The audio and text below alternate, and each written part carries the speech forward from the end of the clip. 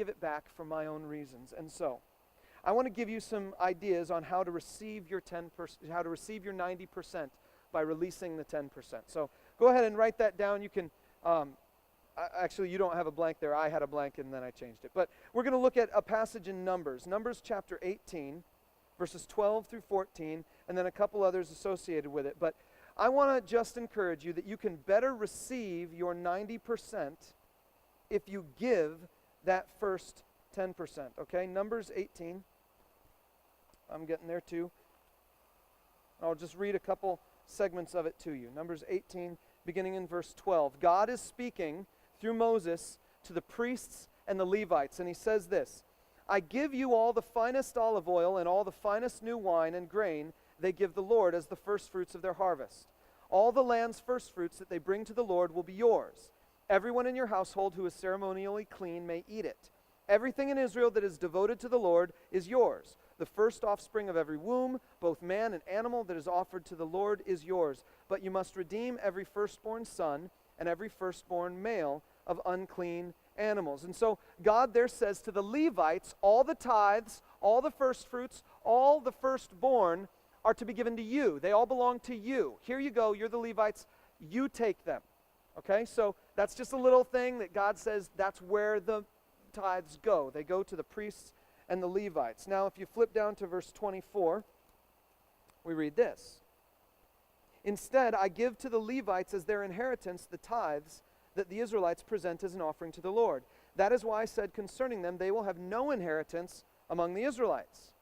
God says, in terms of this priestly class and the Levites, they are to get no income. They are not supposed to own fields. They're not supposed to do business like normal people. The only way I want them to be taken care of is by these tithes. And so if the tithes don't come in, the Levites and the priests don't eat, they die, and there's no one to serve in the temple. There's no one to serve God that way. He says they get no inheritance on their own.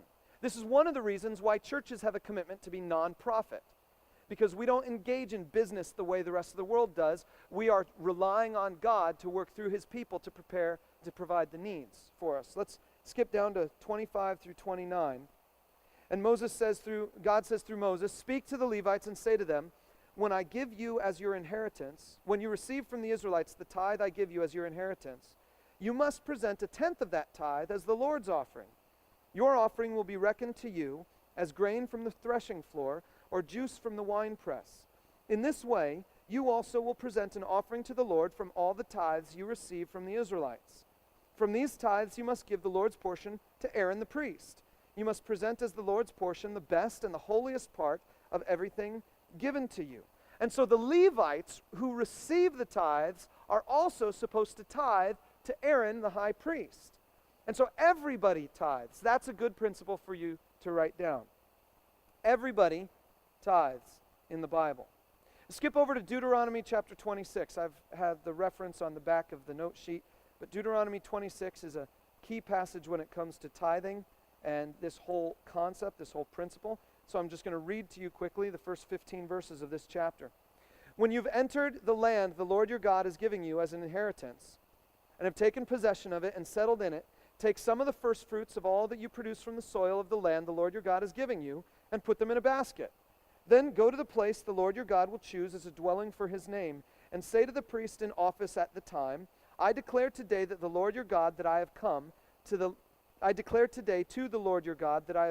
land the Lord swore to our forefathers to give us.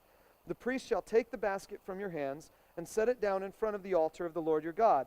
Then you shall declare before the Lord your God, my father was a wandering Aramaean, and he went down into Egypt with a few people and lived there and became a great nation, powerful and numerous. But the Egyptians mistreated us and made us suffer, putting us to hard labor. Then we cried out to the Lord, the God of our fathers, and the Lord heard our voice and saw our misery, toil, and oppression. So the Lord brought us out of Egypt with a mighty hand and an outstretched arm, with great terror and with miraculous signs and wonders. He brought us to this place and gave us this land, a land flowing with milk and honey. And now I bring the first fruits of the soil that you, O Lord, have given me. Place the basket before the Lord your God and bow down before him, and you and the Levites and all the aliens among you shall rejoice in all the good things the Lord your God has given to you and your household. And so just jot this down there. So far in this passage, the people are supposed to take some of the first fruits, not necessarily all of them, some of the first fruits, bring them to the place God chooses, which later on we discover is Jerusalem, bring them to Jerusalem, and then have a party with them. They're supposed to rejoice before the Lord with all these things. God says, take these first fruits and then go down there to Jerusalem and affirm that I'm the one who gave you all this stuff. I'm the one who brought you here. And then party with it. Rejoice. Celebrate. Worship God. And then if you keep reading, it flips. It says, when you've finished setting aside a tenth of all your produce in the third year, the year of the tithe, you shall give it to the Levite, the alien, the fatherless, and the widow, so that they may eat in your towns and be satisfied. You don't take that stuff to Jerusalem. You give that to the alien, the Levite, the fatherless, and the widow right there in your hometown. So at least a third of your total tithes, because the third year you set this part aside for the local poor. So God is specifying some of your first fruits you party with, and then a third of your tithe you need to take care of the poor and make sure that they are taken care of, along with the Levites who don't have any inheritance of their own. And then it continues on, and God says at the very end, as these people are, the people say at the very end in this prayer to God, look down from heaven, your holy dwelling, and bless your people Israel in the land you've given us as you promised on oath to our forefathers, a land flowing with milk and honey. God is the one who gave them the land. Now they return back to him a portion of it and say, now God, keep blessing. Keep blessing. We'll be faithful with this. You keep blessing. Skip to Nehemiah. In the Bibles we have here, it's on page 344. I don't go there very often, which is to my own shame because it's an awesome book. And so let's go to Nehemiah chapter 10.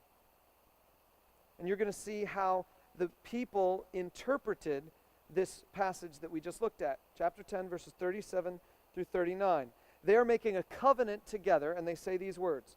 Moreover, we will bring to the storerooms of the house of our God, to the priests, the first of our ground meal, of our grain offerings, of the fruit of all of our trees, and of our new wine and oil, and we will bring a tithe of our crops to the Levites. For it is the Levites who collect the tithes in all the towns where we work. A priest descended from Aaron is to accompany the Levites when they receive the tithes, and the Levites are to bring a tenth of these tithes up to the house of our God, to the storerooms of the treasury. The people of Israel, including the Levites, are to bring their contributions of grain, new wine, and oil to the storerooms where the articles for the sanctuary are kept, and where the ministering priests, the gatekeepers, and the singers stay. We will not neglect